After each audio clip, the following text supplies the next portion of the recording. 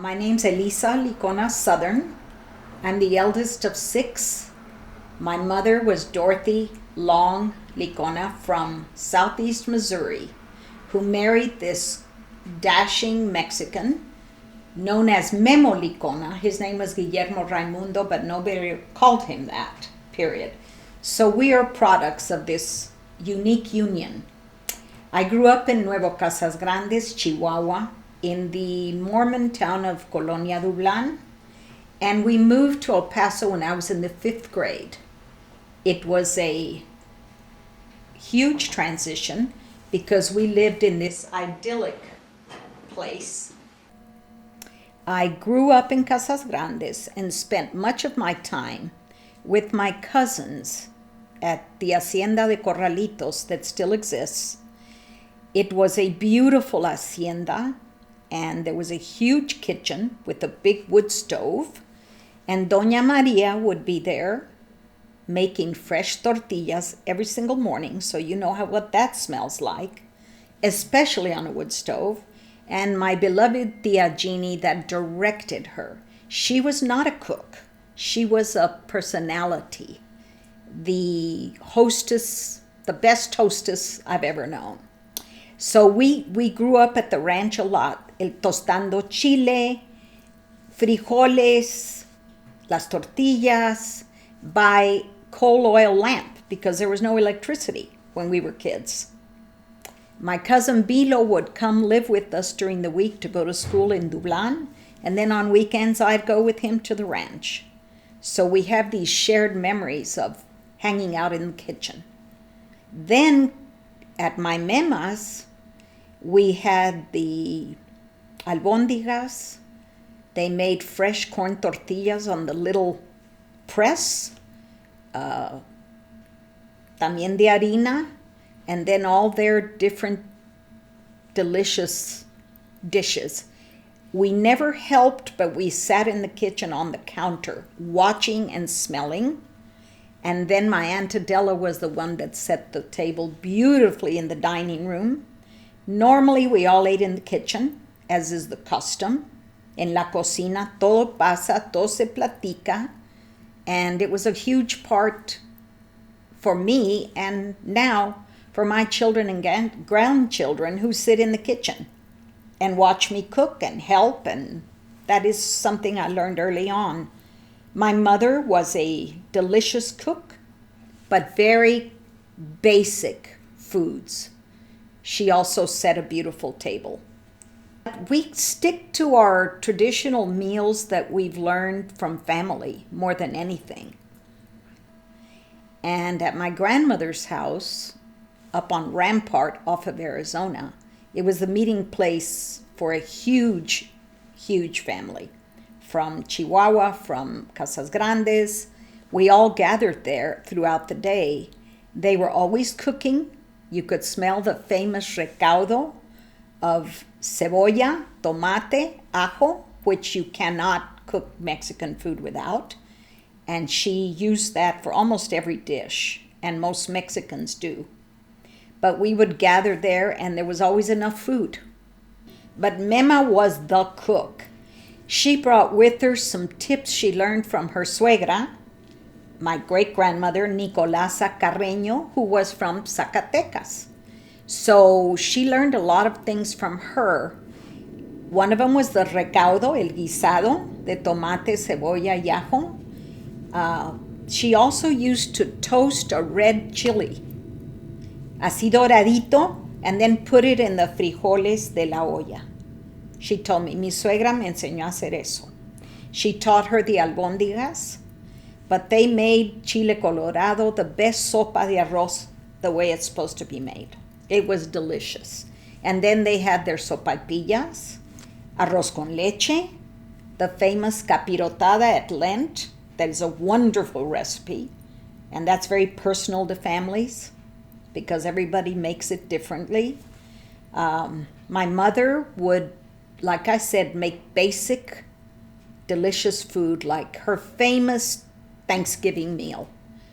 We, the third generation, still continues with that menu, and we cannot vary from it. It's my mother's dressing, her gravy, her mashed potatoes, cream peas, Waldorf salad.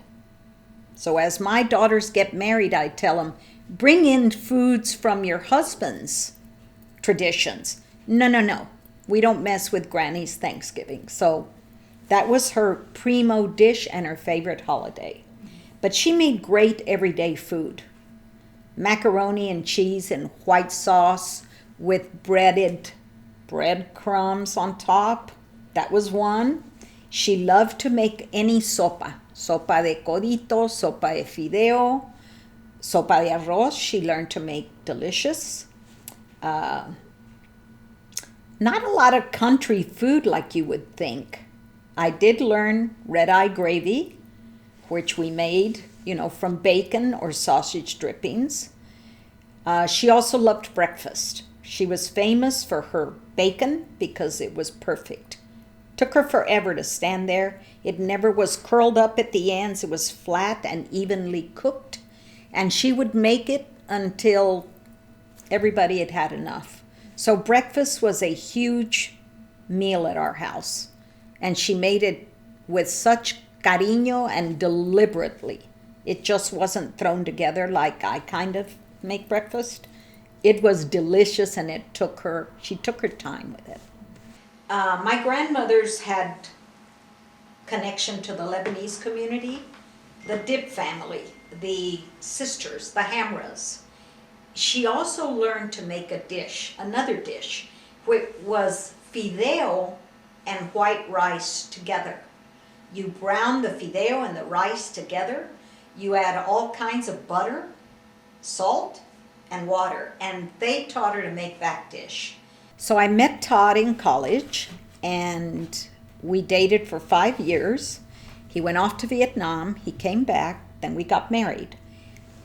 I always called his mother Hazel. Her name was Hazel Marie. Most people called her Marie. But me and my whole family, we all called her Hazel. She taught me a few things to make that I still make for Todd, and I call it comfort food. She also perfected the gravy with me and said, you got to let that get really brown. You're going to think it's burning, but it's not. Keep stirring it and let it get brown before you add the milk. So we ate that all through law school. We made a lot of biscuits and gravy. She taught me something she called goulash, which is kind of like a wash day soup, some people call it, with ground beef, tomatoes, mixed vegetables, and macaroni. So that was one of her dishes. And she taught me how to make cornbread in a cast iron skillet. So you have to get it super hot. You think it's too hot. You put a bunch of oil in it. When it's bubbly, you put in the cornmeal and you bake it in the oven. And so she taught me to make that cornbread. I never make it in tins or muffin pans. And then Woody's, Todd's dad, Woody, his famous, delicious barbecues that we all loved. He was good at steaks, hamburgers, baked potatoes, and that was what we ate when we visited with them. My kids definitely have favorite things to eat. Not that exciting, but one of their favorite dishes is called batuque, and it's ground beef, potatoes, and rice. No más. My mema learned to make that in South El Paso on St. Vrain Street when they first moved here from Casas Grandes after grandfather Wallace died, their father. And Mike Dip's grandmother taught her to make that, and it was a Lebanese dish. Maybe they had more spices. I'm not sure, but hers was very plain. It's like comfort. And my kids love that. They love my mother's macaroni with white sauce and the breadcrumbs. They love sopa. They love chile colorado. They love albóndigas. But we have those dishes around our chile con queso, rajas, made with the recaudo, Mennonite cheese, a little bit of cream, and the long green chile. Of course, they love that. But mainly I try to emphasize the ritual and ceremony of food also, not just the dish. One of the main things I've tried to teach them, and I talk about it every time we're together, is Sobre Mesa. La sobremesa is as important as the food. That's when you talk, that's when you look each other in the eye, that's where you remember, and that's where you tell stories.